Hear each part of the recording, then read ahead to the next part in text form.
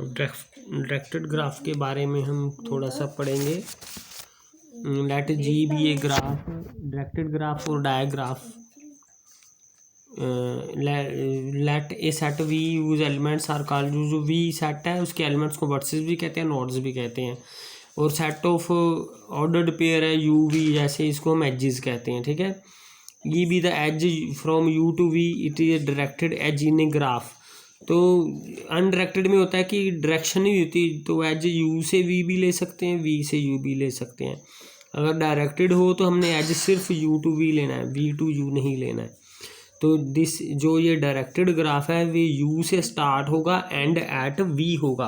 तो यू को हम कहेंगे ई का इनिशियल पॉइंट और वी को हम कहेंगे टर्मिनल पॉइंट ऑफ ई। तो हम कहेंगे V is the successor of U. अगर एज मिल जाए यू टू वी एक वर्टेक्स से दूसरे को, तो हम कहेंगे U is adjacent to V and V is adjacent to U. मतलब यू वी के एडजेसेंट है, वी यू के एडजेसेंट है। जो यू जो है ई यू से इंसिडेंट है और वी के टू इंसिडेंट है, incident from U and incident to V. अगर हम ये अगर सेम वर्टेक्स हो जाते हैं तो ये लूप बन जाता है फ्रॉम यू टू यू। तो डायरेक्टेड ग्राफ में तो ये एक एरो से ही रिप्रेजेंट होगा, ठीक है। वहाँ से यू इनिशियल पॉइंट होगा, वी टर्मिनल पॉइंट होगा। ये हम पहले भी इसको डिस्कस कर चुके हैं।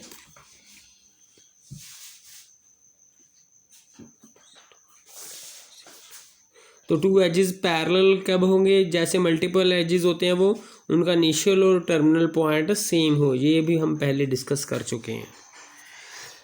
उसके बाद है ये हमारे पास एग्जांपल है ये ग्राफ की,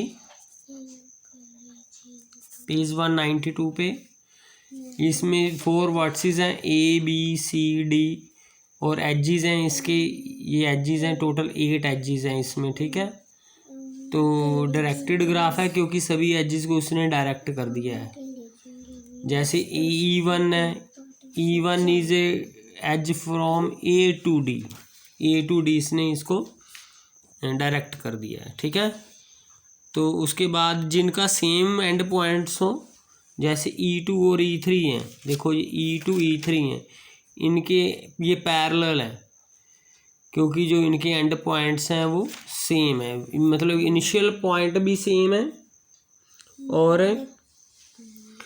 अगर अनडायरेक्टेड ग्राफ होता जिसमें डायरेक्शन ना दी होती तो एंड पॉइंट ए भी रहने थे, उसमें कोई दिक्कत नहीं होती इनिशियल पॉइंट कौन सा है, टर्मिनल पॉइंट कौन सा है।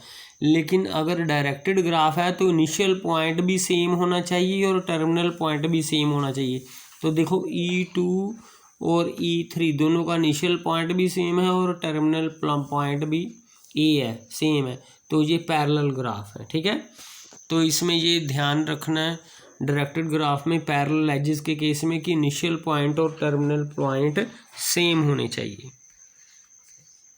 जबकि अनडायरेक्टेड ग्राफ में कोई भी बी और ए में कोई भी इनिशियल और टर्मिनल पॉइंट ले सकते हैं। तो E and 2 आर पैरेलल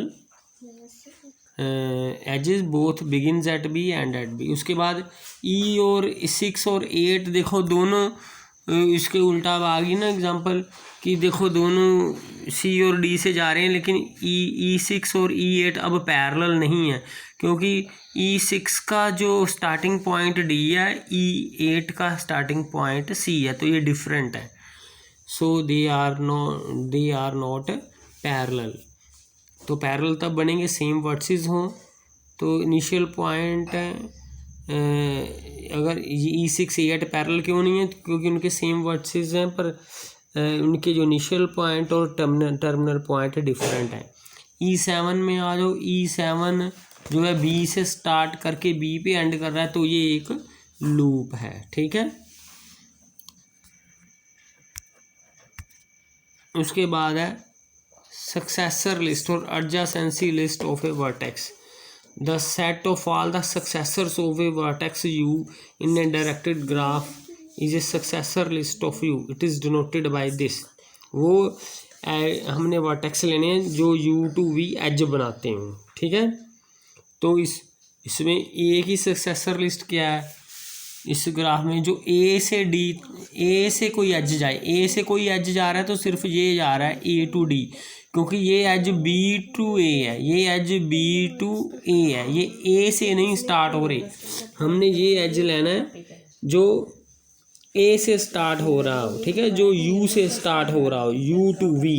इसी तरह जो ए से स्टार्ट हो रहा हो, तो ए से सिर्फ स्टार्ट हो रहा है ए टू डी, तो फिर A to D, D is the only successor of A, so D is the only successor of A in the above example.